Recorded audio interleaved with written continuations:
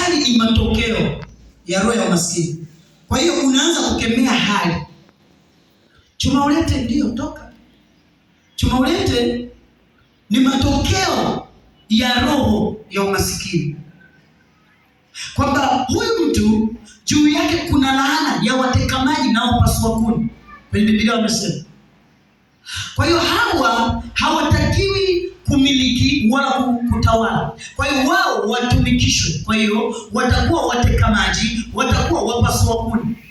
Kwa hiyo hawa ni watumwa. Kwa hiyo hawatakuwa na uwezo wa kujiamulia. Sikiliza, kuto kufanya maamuzi wewe binafsi, hiyo ni roho ya umasikini. Kwa sababu unahitaji, yani kwamba kama ndani yako leo unahitaji kufanya hichi, unapaswa kufanya kukiwa na utoshelevu. Inamaanisha hii roho utakuwa umeshinda. Lakini wewe umezaliwa Tanzania, umeishi Tanzania, unakufa Tanzania, hujawahi kwenda Ngorongoro, lakini moyo wako unataka. Roho ya umasikini imezuia usiende kufanya kutembelea.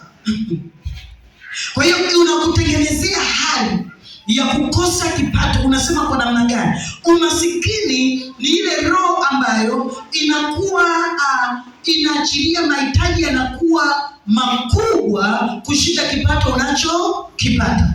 Kwamba unachokipata ni 500, matumizi yanataka 5000. Kwa hiyo auto unajikuta kuna roho ya uhitaji. Kuna vitu ambavyo hufikii. Kwa hiyo na moyo unataka uishi maisha fulani. Yaani kati ya roho mkuu ni roho ya umaskini. Roho ngumu sana. Bwana asifiwe. Kuna watu wamejikuta leo hii waizi kwa sababu ya hiyo roho. Yuko kanisani, ameokoka, lakini ni mwizi kwa sababu ya roho ya, yaani akiingia peke yake, amepita amekiona kama hiki inabidi apite nacho. Roho ya umaskini inasumbua. Giza nilikuwa sina chakula, nilikuwa sina hichi.